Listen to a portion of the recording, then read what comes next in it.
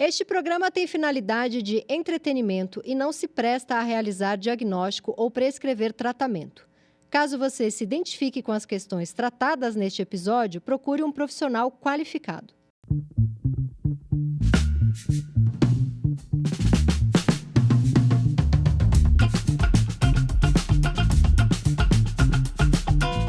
Olá, bem-vindos ao videocast Desculpa o Transtorno. Todo mundo tem uma mania, uma fobia, uma ansiedade, se não uma, várias. Mas se todo mundo é louco, será que ninguém é louco? A coisa está muito confusa e é por isso mesmo que precisamos de um videocast para colocar ordem nessa casinha em chamas chamada mente humana. Por isso nós estamos aqui. Eu sou a Tati Bernardi, apenas uma estudante de psicanálise que leu 5 páginas de Freud e acha que sabe alguma coisa. Mas à minha frente temos ele, sim! O grande Christian, o meu professor, mestre, analista, amigo. E vamos à cartinha de hoje. Christian já está preparado. Christian e Tati, me chamo Daniele. Por aqui tenho compulsão por doces e por sexo. No momento, eu estou estranhamente sem muita libido para sexo, depois de me tornar mãe de 3 crianças. Não é estranhamente. Um beijo para ela. Mas a por doces aumentou consideravelmente. Sou uma mulher magra e atlética, mas meu diabetes e colesterol sofrem com minha alimentação. Por exemplo, no quesito balas, minhas amigas até se irritam. Eu enfio 10 na boca. Passo o filme inteiro no cinema comendo balas. Posso comer 80 balas por dia. Na real, acho que bem mais que 80. Eu sempre tive gaveta de doces no quarto e até no trabalho. Chegava a comer 11 sonhos de valsa durante uma reunião.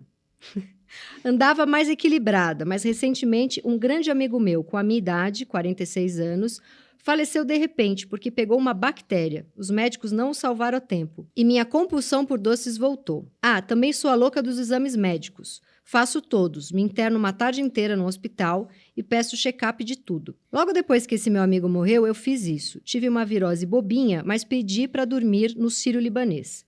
Me medicaram com soro e me mandaram de volta para casa. Percebo uma loucurinha parecida nos meus filhos, que quando fazem microcortinhos brincando, comemoram. Oba, mamãe, vamos pro Einstein. É Einstein, Sírio, o plano médico dela é bom. Semana passada, acho que comi 14 esticabons. Uma época quis fazer dieta. Então comia 2 melões, 3 abacaxis, 6 caixas de uvas, 3 maçãs, tudo no mesmo dia. Minha auxiliar, que ia na feira para mim, disse que o feirante perguntou se ela era dona de uma quitanda. Quando era mais novinha, tinha 20 e poucos anos, fui para a Itália. Quando passei na Polícia Federal, os cachorros voaram na minha mala. Tinha 4 camisetas e 2 calças. O resto era feijão a vácuo e leite condensado. Fiquei apavorada de me imaginar sem os 2. Minha mãe chegou a ligar para minha prima, desesperada, porque eu não tinha levado roupa, só comida. Toda vez que me chamam para um almoço, levo doces para garantir que posso comer os doces, ver os doces, ter os doces e dar doces. Levei uma barra para uma amiga no Natal do tamanho de uma pizza tamanho família. Parece que não fico segura sem doces. Já fui assim com cigarro. Agora estou com riscos de diabetes no médio prazo. Estou vendo onde vou jogar a minha compulsão. Ou seja, só mudo o objeto. Quando me separei, mudei de casa 5 vezes em 5 anos. E em 1 ano fiz mais de 20 viagens. Um beijo para essa participante que tem muito dinheiro. Sem falar os 150 métodos curativos alternativos nos quais me enfiei. É isso. Primeiro eu queria parabenizar essa pessoa por ter dado certo. Realmente, é uma batalha a vida. A vida é uma batalha. Então, mas acho que é um caso interessante para a gente começar a falar de que os transtornos, as desordens, os sintomas, eles têm uma história. E é muito interessante, olhando para essa história, porque em alguns momentos, certas formas de sofrer se impõem quase que epidemicamente, em outros momentos elas desaparecem. Esse é o caso da hipocondria. A hipocondria é um quadro que fez assim, uma carreira esplendorosa no século XVIII, XIX, quando justamente apareceram serviços públicos de medicina, quando a ideia de saúde para todo mundo foi se estabelecendo, principalmente os países europeus. Ou seja, parece que a oferta cria a demanda também nesse caso. É tipo o teatro chegou na cidade. O teatro chegou na cidade e todo mundo quer ser ator ou atriz, sim. ou quer participar daquilo, né?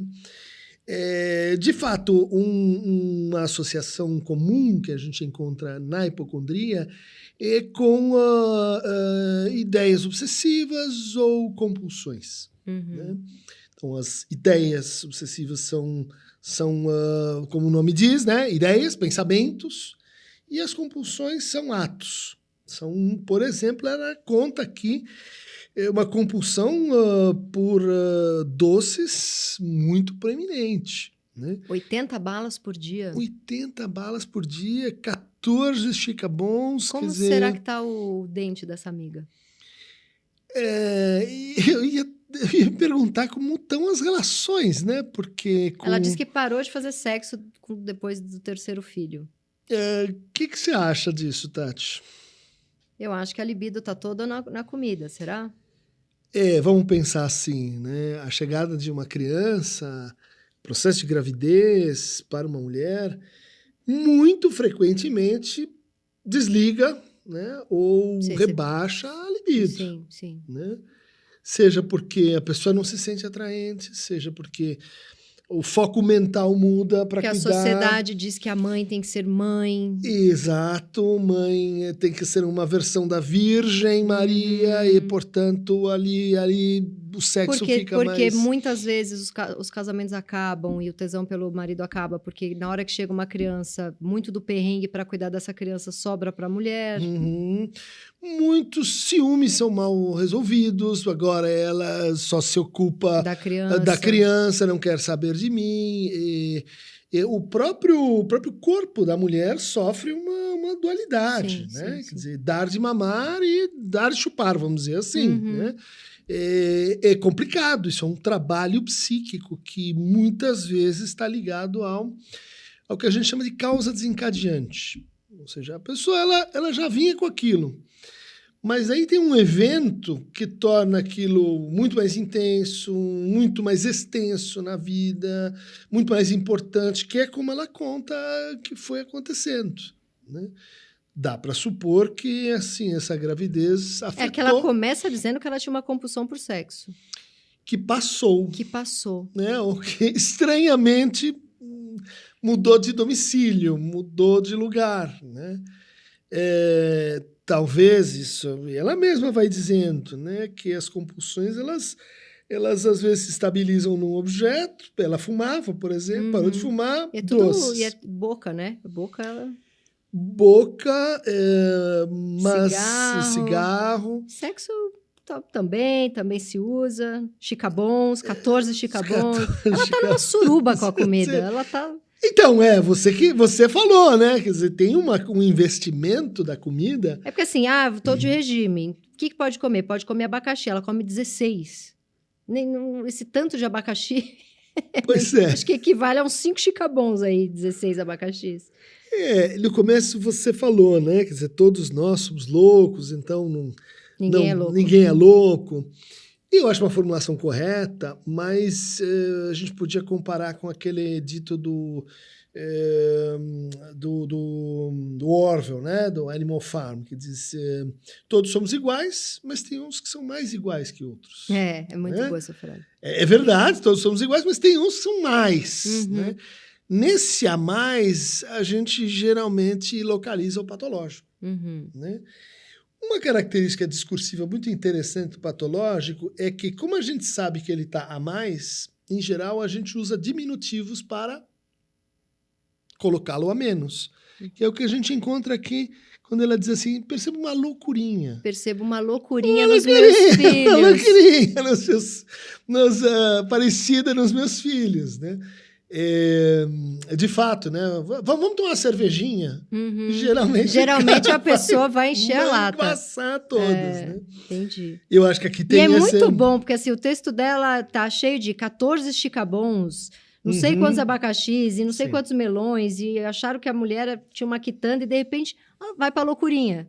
Tipo, é um exagero com um pouquinho, com um pouquinho. Exato. E é um exagero, você acho que pegou bem, né? Que se faz acompanhar de um discurso enumerativo, né? Ou também chamado assim metonímico. Né? Ela não diz, eu comia muitas frutas. Ela fala melão, abacaxi, uva. Por que ela vai no específico, assim, você acha? Isso... Parece que ela tem prazer em narrar. Então, E tem prazer em narrar, concordo contigo, mas eu acho que isso tem mais a ver com confiar, querer participar do programa. Aliás, obrigado por mandar a tua carta, né? Mas eu me refiro assim, aqui não é poesia, aqui é prosa. Né? Ela vai enumerando, né? Essa enumeração a gente costuma associar com um processo que o Freud chamava de deslocamento. Né? Dizer, olha, quando a gente constrói sintomas, a gente usa 2 processos diferentes. Um é a gente condensa coisas diferentes e cria uma nova unidade. No outro, a gente vai deslocando, a gente vai passando o que é de um para o outro. E nesse processo, então, se forma uma espécie de cadeia. Né? Ela tá, por exemplo, ela diz assim, levo doces para garantir que posso comer doce, que posso ver doce, que posso ter doce, que posso dar doce. Gente... Né? Por que ela não diz levo doce para todo lugar e, bom, o doce é tudo para mim? Ela vai contando 1, 2, 3, 4, 5. E esse processo se encontra na hipocondria. O sujeito adora dizer que teve uma dor que começou aqui, depois ela foi para lá, daí ela evoluiu para cá. Quer ver o meu pedaço que estava doendo? É muito detalhado, vai para o detalhe, é isso? Então, esse detalhamento, ele exprime uma tentativa da pessoa de lidar com conflito. Sabe, em vez de olhar para o foco, eu vou olhar para a árvore, para a floresta. Entendi. Eu vou dispersar, né? Eu vou deslocar. Como ela mesma diz, né? Eu desloquei do doce, do fumo, do cigarro, do sexo. Meus filhos também são taradinhos por hospital. Exatamente. Ou seja, aqui a gente tem uma lição geral que é a seguinte: todas as compulsões são formas de deslocamento. Né? Todas as compulsões são formas de deslocamento? Sim. Você vai encontrar em todas elas essa lógica. E qual que é a original? Boa pergunta. Boa pergunta. Qual é que estava lá no começo? Qual foi a primeira? O Freud quebrou a cabeça para descobrir. Mamar no peito da mãe, sei lá. É um raciocínio, sim. Então você vai reduzindo para aquilo que seria o mais primordial, mais precoce. Ou minha mãe quando me limpava e foi a primeira vez que eu senti afeto. Por exemplo, só que essa reconstituição nem sempre ela transforma um sintoma. Então você diz, sim, isso vem da. Mas não serve para melhorar a vida da pessoa. Né? Exatamente, não muda. É aquela coisa que ela foi construída assim. Mas na hora que você quer desconstruir, não adianta você simplesmente lembrar. Eu tenho alguns amigos que fizeram a cirurgia bariátrica e que depois o médico falava, olha, provavelmente você tinha compulsão por comida e ela vai aparecer em outro lugar. Então, assim, umas 2 amigas e um amigo me falaram que o médico teve essa conversa. Falou, primeiro, quem faz a cirurgia bariátrica, eu indico ter um psicanalista, um psiquiatra, acompanhamento. Porque quem tem compulsão faz a redução. A bariátrica é a que faz a redução? Acho que é, não tenho certeza. É a redução do estômago, né? E aí agora, se você comer muito, você vai passar mal, é até arriscado. A compulsão talvez apareça de outra forma. Então, você toma muito cuidado com bebida, que algumas pessoas que fazem a cirurgia bariátrica depois acabam ficando compulsiva por álcool. Toma muito cuidado com gastança, de sair comprando tudo. E sexo também era uma, e acho que a outra... Jogo e drogas, né? Mas o jogo, com certeza, estava. Eu lembro que tinha o jogo. É que o jogo é tão distante, né? Mas tem as senhoras que jogam bingo, tem o jogo do bicho, tem formas de jogo que a gente não... A gente pensa na roleta, no cassino. Não, eu pensei nesses né? mesmo, mas é porque é muito distante do meu universo, assim, de pessoas, amigos próximos que têm alguma compulsão. O jogo não é tão próximo da minha realidade. Candy Crush? É verdade. Miner, como chama? Sim, sei. Tem um outro agora que eu tenho uns amigos que estão super viciados, que é um do New York Times, que você tem que adivinhar a palavra do dia. Eles só falam nesse negócio, é uma loucura isso. Eu fico olhando e falo, que estranho. Mas eu tenho os meus, né? Eu tenho o meu pezinho, a gente é amigo, você sabe. Eu tenho o meu pezinho no que um psiquiatra chamou de uma bipolaridade 2, que aparece de vez em quando. E a minha aparece muito em compras. Eu sou bastante consumista. Assim, eu tenho que... Se eu estou num dia me sentindo meio bosta, assim, meio vazio existencial, e alguém me bota dentro de um shopping, eu acabo com a minha vida. Assim. Mas veja que na nossa cultura há um suporte para isso acontecer. Que é, eu vou numa loja, daí eu compro um vestido.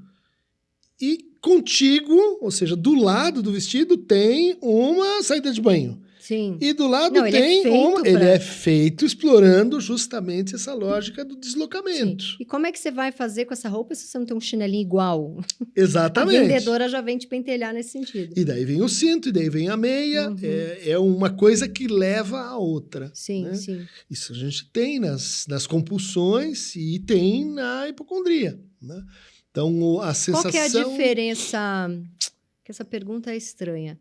Mas é porque eu acho que eu acho que eu sou hipocondríaca e eu acho que eu sou consumista e compulsiva para algumas... Ela desloca.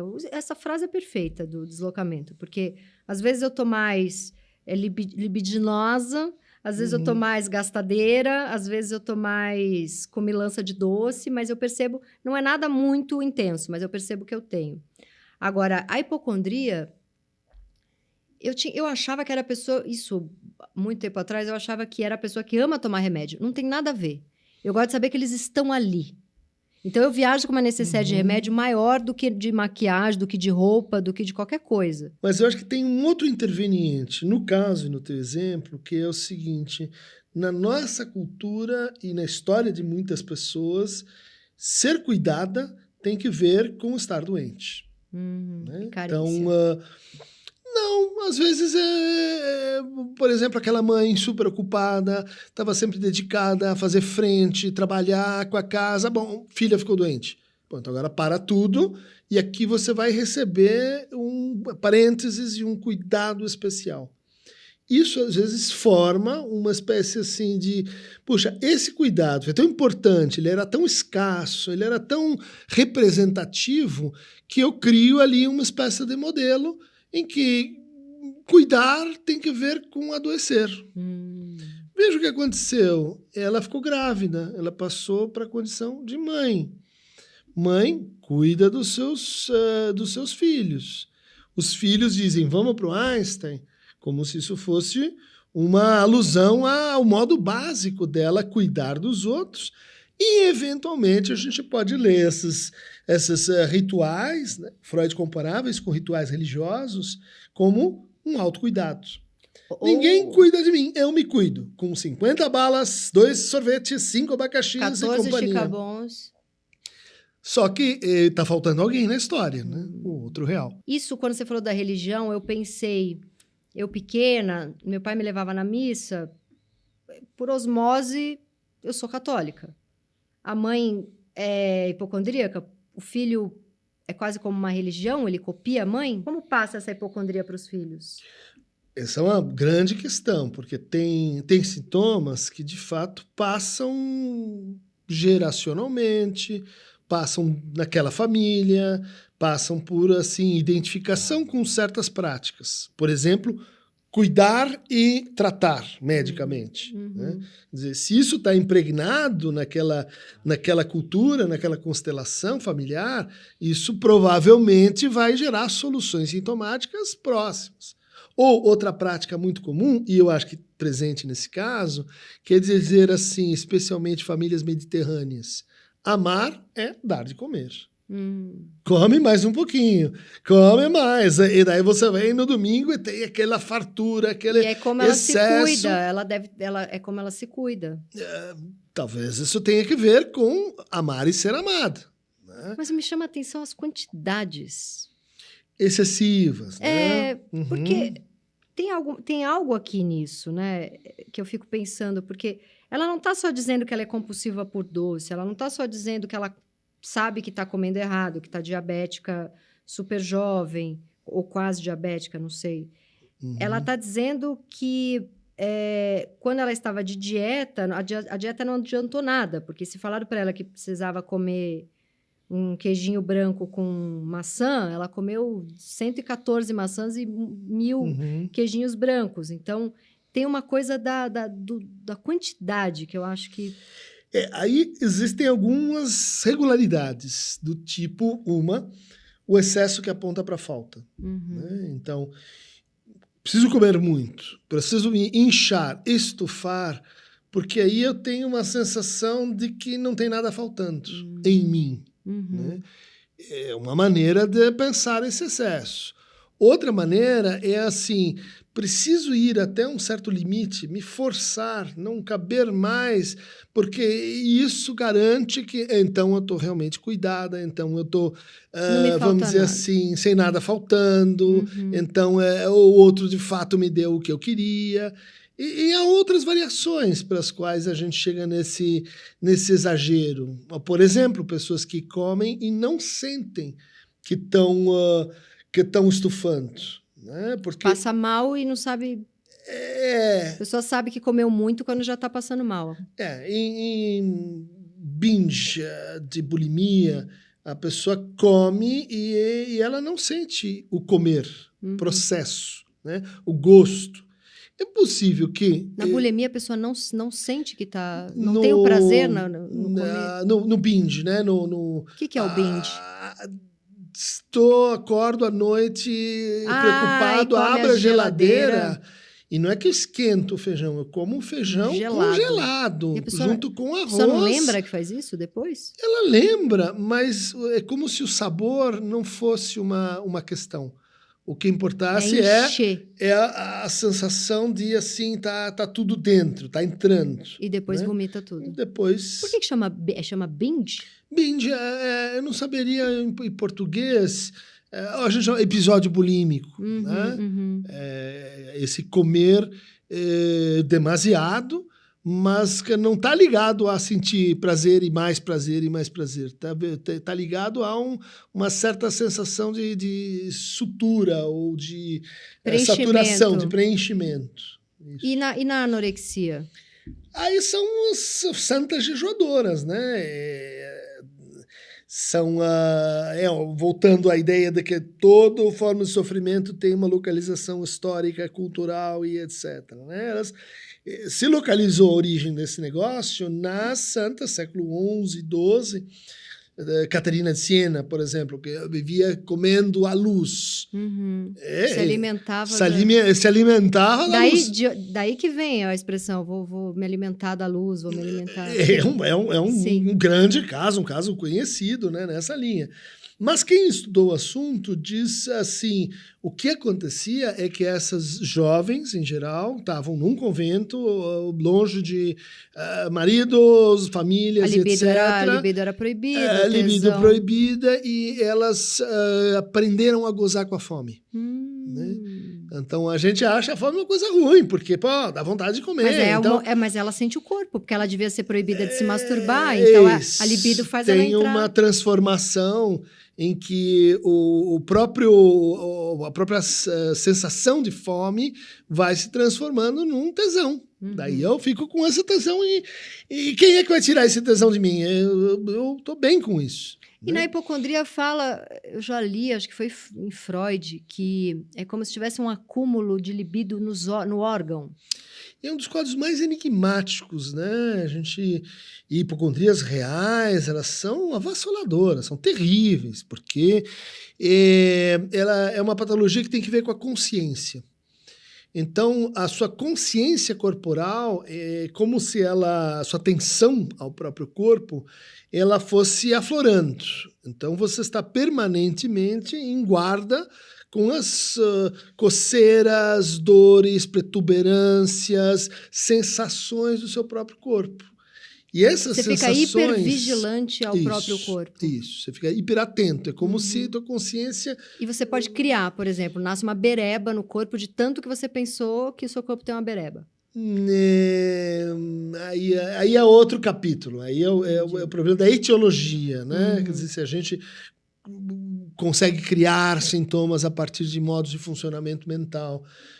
Não é o caso da hipocondria. Na hipocondria, são as sensações que a gente já tem e que, em geral, nas pessoas, elas são silenciadas. Né? Elas não têm importância. Não tem um alarme. Você coçou, que você está com uma dor aqui no A gente tem dor de barriga todo dia, porque a gente vai ao banheiro, o hipocondríaco acha que ele tem um câncer no intestino, por exemplo. É que, antes dele achar, ele está sentindo. Ele sente uma coisa. E essa coisa é real. Uhum. Daí ela chega no hospital, o médico diz, não, você não tem nada, ele acha que é uma afronta, com razão. Que é o que ela diz aqui, que ela tentou dormir no Sírio e Isso. deram um soro para ela, Isso. provavelmente com algum calmante, e mandaram ela embora. Perfeito. Porque nosso sistema de saúde ainda é muito precário quando se trata de formação para a escuta de sofrimento psíquico. Né? Então, certamente ela vai, às vezes, pedir ajuda num hospital, mesmo que não saiba que está fazendo exatamente isso. E o que o hospital diz? Isso é uma histeria, vamos falar um dia sobre isso. Isso é um piti, isso ela quer chamar a atenção, esse tipo de bobagem. Como se a nossa experiência psíquico não fosse nada. E isso piora sensivelmente a hipocondria. Agora, tem uma coisa também para a gente encerrar, da falta de confiança dela, que eu acho maravilhoso, ela achar que não vai ter comida na Itália. Isso é maravilhoso, né? Porque assim, onde se come melhor no mundo. E aí ela leva feijão para a Itália e chocolate. Como que não vai ter chocolate na Itália? E ela vai na casa dos amigos e leva chocolate. Porque ela... É como se ela não confiasse que vão alimentar ela, né? Muito, muito interessante essa passagem, porque permite dizer assim, existem muitas formas de saber. Né?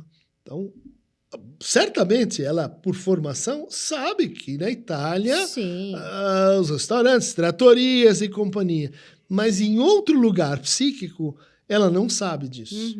Né? Em algum lugar ela diz, não, mas lá pode ser que não seja o quê?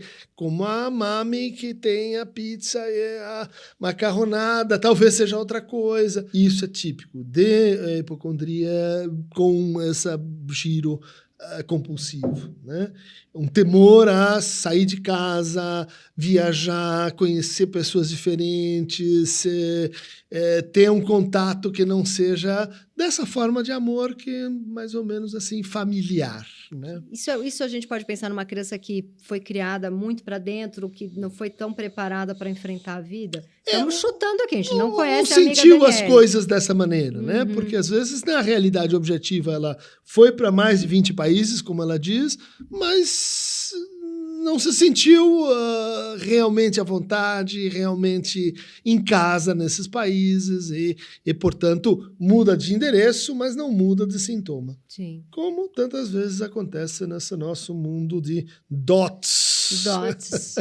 Muito bem, Christian, adorei. Daniele, muito obrigada por você ter enviado a cartinha para a gente. E no próximo programa pode ser você que vai sofrer essa análise selvagem. Muito obrigada.